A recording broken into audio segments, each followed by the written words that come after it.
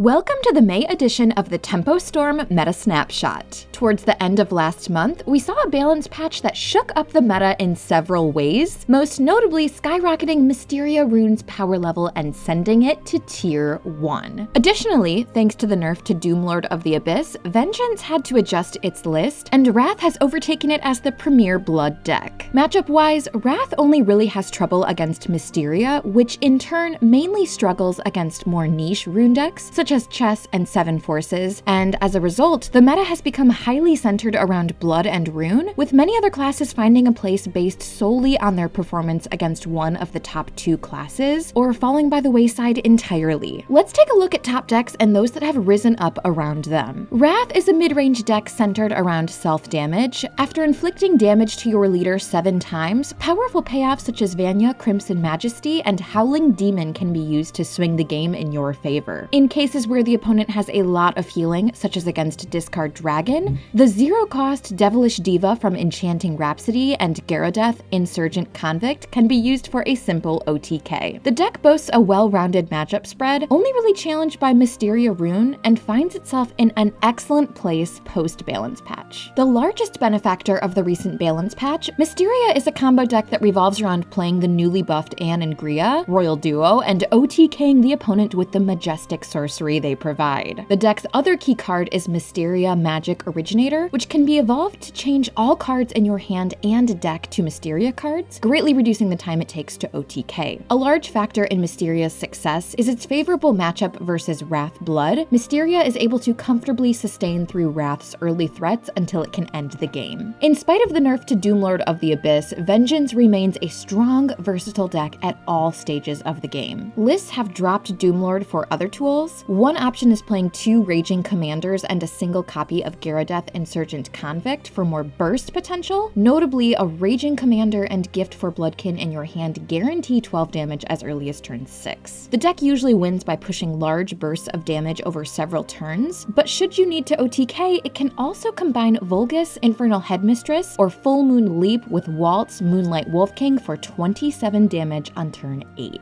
Burial Rite is an aggressive deck focused on pushing damage with burn effects. The deck aims to Burial Rite 5 times, then take advantage of playoffs such as Septic Shrink, Leads, Pining Witch, and the buffed Sin Hunter. Miroel Death Enforcer grants a leader effect that can further push face damage while clearing the board, while the invoke effect of Lacandula Purgatory Inn helps the deck survive early aggression. The sheer amount of unpreventable burn damage Burial Rite can put out puts it in a strong place versus Mysteria and other rune decks, but it struggles against both Vengeance and Blood. Chess Rune is another sleeper archetype that's making more tournament appearances due to a favorable matchup against Mysteria. The deck aims to have 8 magical pawns leave play in order to reduce the cost of Mystic King, which pushes a ton of damage and leaves behind a hugely threatening board. Refinement of the deck list is still ongoing, with some players including Fallen Shot to further improve the matchup versus Mysteria, or Crushing Rain for added burst potential. Chess performs well against Mysteria and control-based decks, but decks with a lot of burn damage, such as Burial Rite and Vengeance, can pose a big problem. Mars Sword maintains its place as a simple yet effective aggressive deck with favorable matchups against many of the non-blood decks in the meta. The deck aims to evolve Mars, Belligerent Flame as soon as possible and burn the opponent down using the Clash effect from Flame General's Regalia. It also has the secondary game plan of playing Valiant Fencer on turn 7 and finishing the opponent off with zero-cost heroic followers, which is becoming more and more important in the current meta. Our chief recommendation this month is Mars Sword. The deck is cheap to craft, easy to pick up and play, and has a good matchup spread. Its aggressive nature and straightforward game plan make it well suited to laddering, and it's a very viable choice for tournament play as well, especially if you have the option of banning Blood. On the other hand, given that Mysteria benefited the most from the recent round of balance changes, those who have not yet given it a try may want to do so. The deck was already quite solid before the buffs to Anne and Grea and Majestic Sorcery, and now it is in an excellent spot. spot. Ultimately, any tier 1 or 2 deck is good enough to climb with. Just keep in mind that this meta contains a lot of polarizing matchups, and the difference between going first and going second remains very high. Though a change from last month's meta was welcome, we have to question whether the right changes were made. Wrath Blood, despite being the most played deck before the balance patch, was left untouched by the nerfs. Mysteria Rune was already in quite a solid spot before the patch and may have been overbuffed. The buffs to Haven and Portal archetypes also seem to have done little to address the core issue that decks such as Heal and Machina have, and it's looking like these classes will be remaining invisible for a while longer. We've been left in a highly first-favored meta centered around 2 very dominant classes, with many others feeling entirely unviable. As we're already 2 balance patches deep into Academy of Ages, it's unlikely we'll see any further changes until the mini expansion, and given the ubiquity of the current popular decks, some very impactful new cards would be needed to create a real meta shift. Even so, Wrath and Mysteria each have a lot of room for individual skill expression, so there's still fun to be had in learning them while we wait for a hopefully more balanced and diverse meta to come along. Until then, see you all in next month's edition of the Tempo Storm Meta Snapshot.